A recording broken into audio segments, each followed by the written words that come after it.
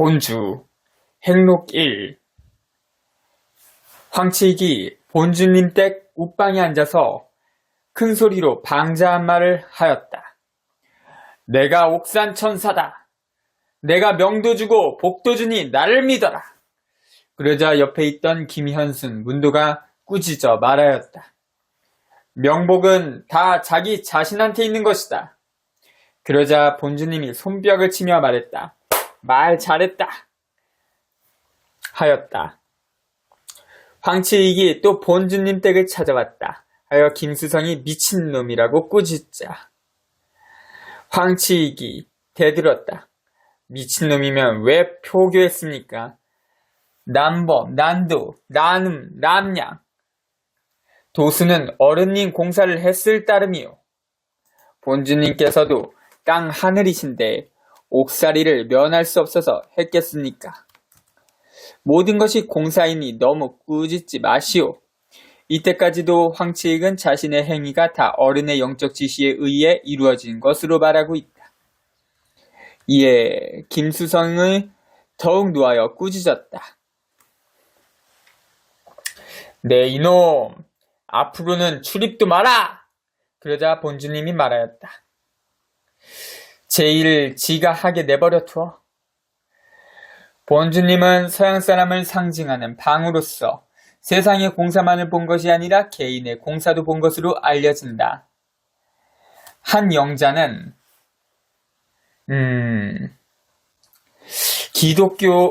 한 영자라는 기독교인이 있었다. 대구 태생인 그는 교회의 집사였고 직업이 간호사인데다 빼어난 미모를 지닌 처녀였다.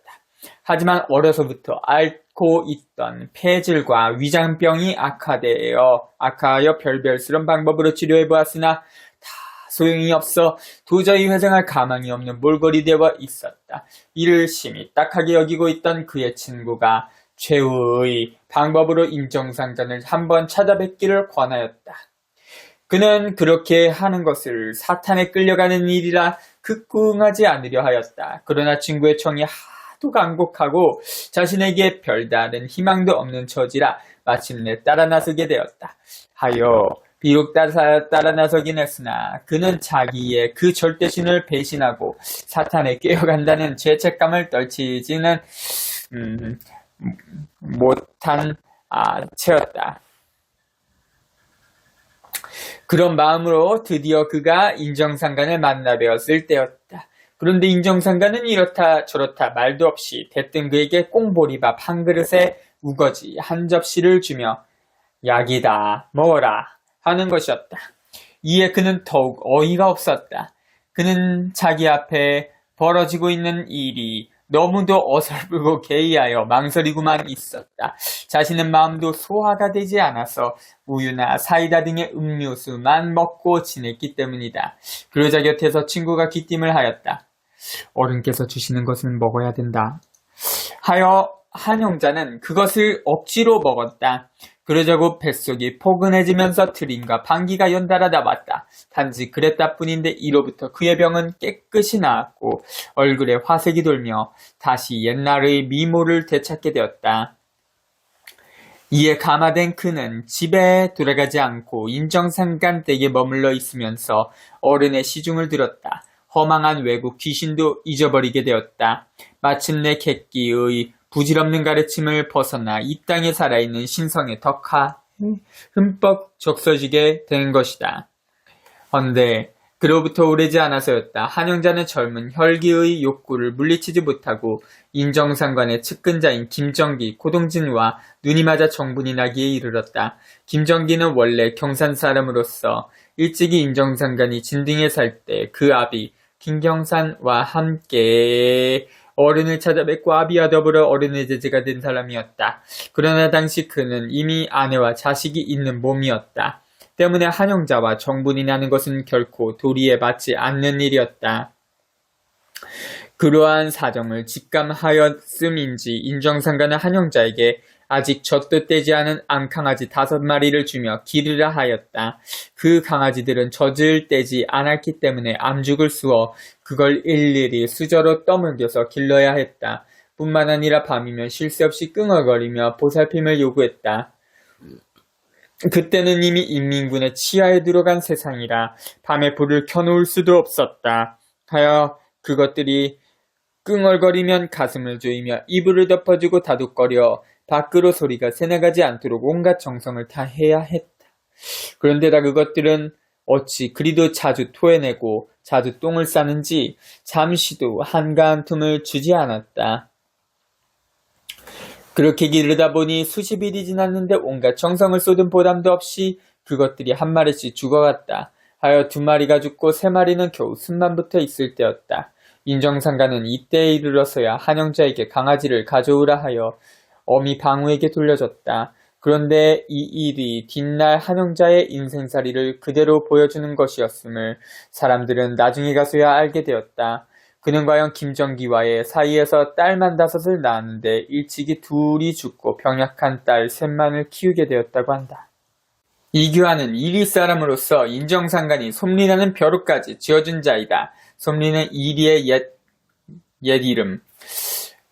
그가 맨 처음 어른을 찾아 배웠을 때 어른께서는 혼자 하는 말씀처럼 작은 소리로 그가 이제까지 잘못한 일만을 들추어내기 시작하였다. 그러더니 나중에는 큰 소리로 되놈들은 골탄 먹인 일에 외년과 노란난 일까지 다 들추어내며 나무랐다.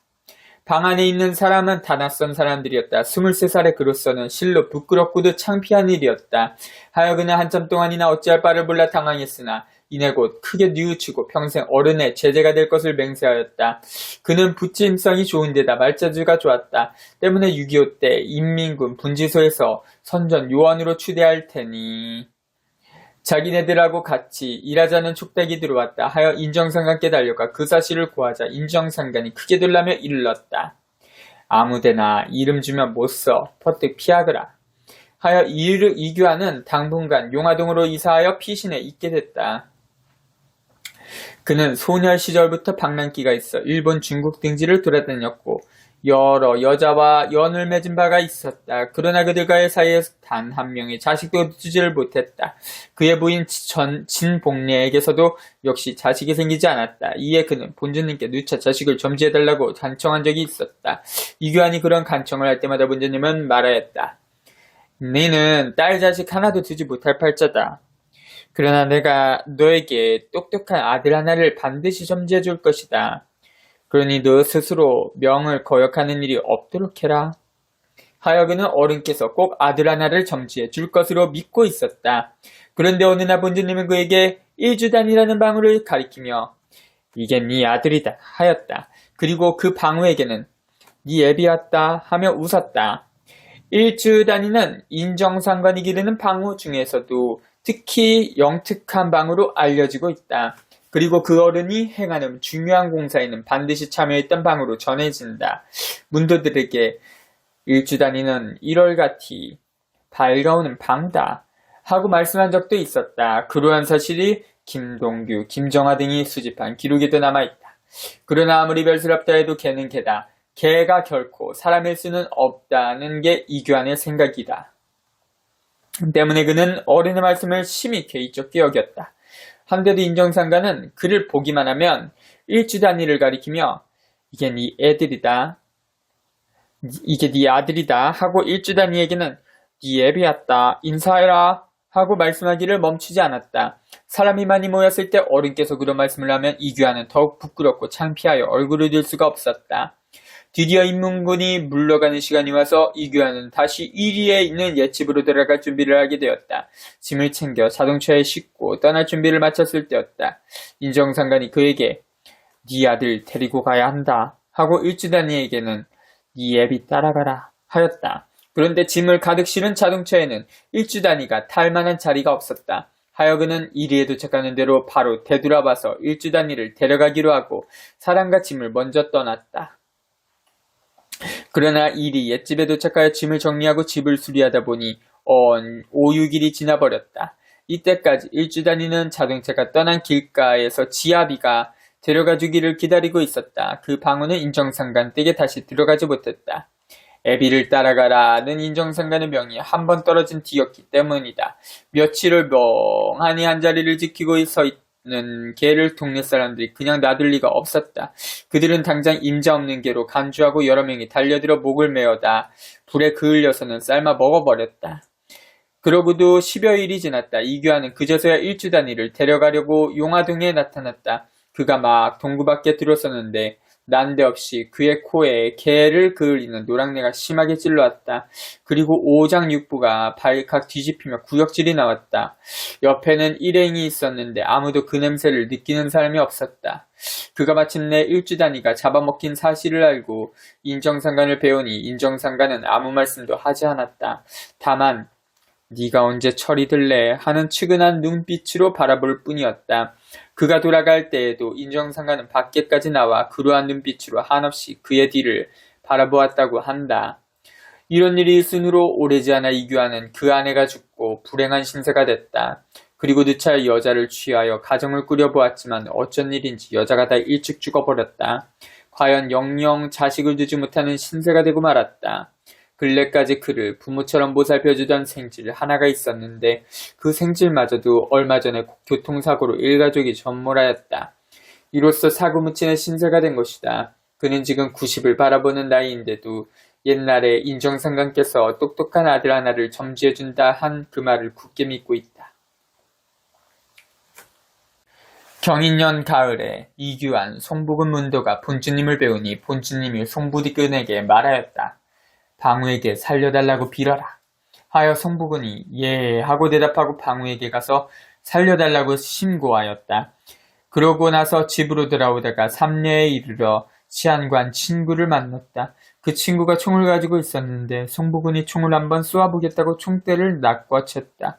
그러자 친구가 주지 않으려고 잡아당기는 순간 오발이 되어 송복은이 쓰러졌다. 하여 급히 병원으로 옮겨 수술을 하고 보니 옆구리에 맞은 총알이 갈비뼈를 타고 내려가 갈비뼈 끝에 머물러 있었다. 이에 의사나 총 가진 친구가 다 하는 말이 총알이 갈비뼈에 부딪혀 돌아가다니 참으로 기이한 일이라는 것이었다. 성삼문 문도에게 택이라는 어린아들이 있었다. 가을에 그 아이가 감나무에 올라가 감을 따려고 돌다가 감나무가지가 부러지는 바람에 그만 땅에 떨어져 혼절하였다. 숨도 쉬지 않았다. 원래 감나무는 추운 겨울을 지내거나 해가리를 하게 되면 흔히 말라 죽는 가지가 있다. 감나무에 올라갔다가 그 작은 가지를 밟고 떨어지면 살기가 어렵다. 성삼순 여인은 그렇게 다 죽은 아들을 안고 인정상관께 달려가 살려달라고 애원하였다. 인정상관은 그 아이를 마을 위에 뉘어놓고 한참을 바라보시더니 두 손으로 아이의 배를 아래서 위로 쓸어 올렸다. 그러자 죽은 아이가 입으로 피를 울컥울컥 토해내면서 숨을 쉬었다. 순간 성삼순 여인을 비롯한 시립해 있던 문도들의 입에서 다 탄성이 터져나왔다. 인정상관이 성삼순 여인에게 말하였다. 괜찮아. 살았어. 그러면 사람 많은데 보내지 말어. 대개 인정상관의 말씀을 깊이 명심하고 실천한 사람들은 다 화를 면하여 복이 되고 화가 변하여 복이 되고 흉함을 피하여 길한 대로 나아가게 되었다. 그러나 그 말씀을 별로 신통치 않게 여기어 실천하지 않은 사람들은 다 뒷날에 이르러 후회하게 됐다. 성삼순 여인도 아들을 살렸을 때에는 어른의 말씀을 명심하고 공경히 받들어 길이 실천하고자 했으나 오랜 세월이 지나자 자연 세속의 흐름에 휩쓸려 망각하게 됐다. 어른께서 사람 많은데 보내지 말어 하였음은 아이가 장차 자라거든 시골에서 농사나 짓게 할 일이지 결코 도시에 내보내서는 안 된다는 뜻이었다. 한데도 성삼순 여인은 뒷날 그 아들이 장성하여 서울에 가서 영업용 택시 운전을 하는 것을 막지 않았다. 그 아들이 얼마 전에 덤프트럭에 치여 목숨을 잃었다. 김수성은 원장 서부산으로부터 태공문이 담뱃대의 묘기를 익혀둔 바가 있었다. 인하여 그는 이로써 호신기를 삼아 허다한 어려움을 물리쳤던 것으로 알려지고 있다. 경인 10여년간에는 신분 증명 조사가 심하였다. 설사 증명이 있다 해도 경찰은 괜히 사람들을 붙들어 놓고 트집을 잡아 들볶이 일쑤였다.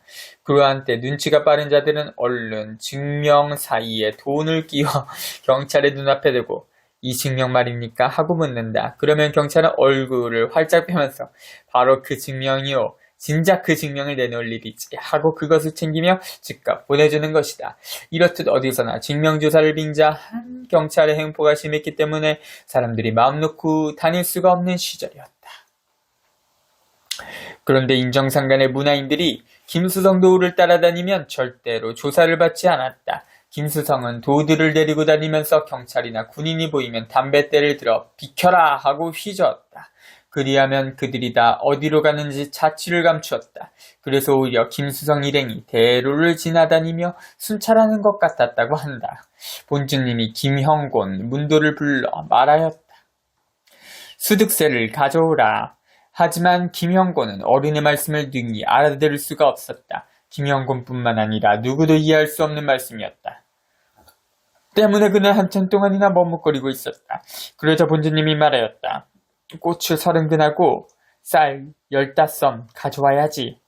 이에 김형곤이 말하였다. 증명이 없어서 걱정입니다. 그만한 농산물을 운반하자면 증명조사에 걸리지 않을 수가 없었기 때문이다. 그리고 일단 조사에 걸리면 수탈당하지 않고 실효를 도리가 없었다. 이때 본주님은 증명은 누구한테 내? 하고 말하였는데 마치 그런 건 걱정할 필요도 없다는 듯한 표정이었다. 김영곤은 며칠 동안 각처로 도우들의 집을 찾아다니며 고추와 쌀을 모으고 이를 실어다가 본주님께 드렸는데 과연 그동안 증명조사에 한 번도 걸리지 않았다. 경찰은 환갑이 넘은 사람들까지도 다 붙잡고 조사를 했지만 30세인 김영곤은 전혀 조사를 하지 않았다. 김순덕이 본주님 댁 웃방에서 잠을 자는데 날씨가 상당히 추웠다. 본주님은 아무리 한겨울이라도 불된 방에서 잠을 자는 일이 없었다. 하여 그 댁의 방에는 불을 전혀 떼지 않았어. 김순덕이 자게 된 방도 불기가 전혀 없는 냉골이었다. 김순덕은 추워서 잠을 이루지 못하고 이불 2개를 포개어 덮고 누워 있었다. 그때 본주님이 방에 들어와 이를 보더니 말하였다. 인간들은 이렇게 무거운 것을 많이 덮고 잔다. 그러면서 김순덕이 덮고 있던 이불을 걷어버리고 방을 나갔다. 한데 본주님이 나가고 난 뒤였다. 김순덕이 보니 아궁이 쪽에 면한 방 한쪽이 갑자기 환해지는 것 같더니만 이내 다시 어두워졌다. 단지 그러한 현상이 있었을 뿐인데 그때부터 방 안에 온기가 돌기 시작하더니 꼭 불을 적당히 뗀 것처럼 냉기가 가시면서 방바닥이 따뜻해졌다. 이후로 김순덕은 방에 불을 떼지 않아도 전혀 추운 줄을 모르고 겨울을 지냈다. 18.